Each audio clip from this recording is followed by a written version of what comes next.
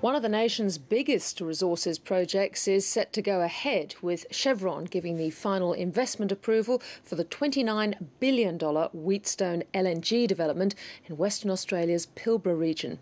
The Federal Resources Minister, Martin Ferguson, says the project will enable Australia to become the world's second largest exporter of LNG. Here's Mincy Chung. It was all smiles as the American oil and gas giant signed on to build one of Australia's largest investment projects. Chevron will build 2 LNG trains on the Onslow site with an initial capacity of 8.9 million tonnes of gas worth more than $6 billion a year. It'll gradually grow to 25 million tonnes annually. Martin Ferguson says the timing of the project places Australia in a good position to capitalise on increased global demand. It also represents a very substantial boost in export income, with the partners already having agreements in place for 80% of the LNG from the foundation investment.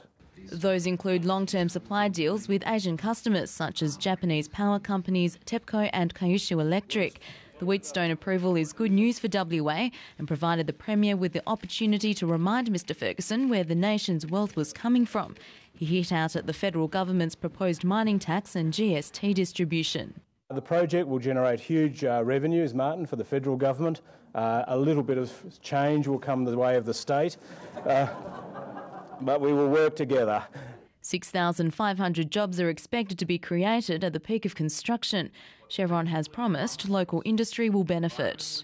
We really think that about 50% of this $29 billion will be spent in Australia in total.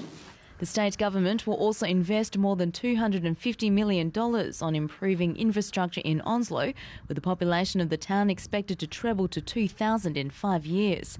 Construction on Wheatstone is now expected to start in November, with the first gas due to be produced by the end of 2016.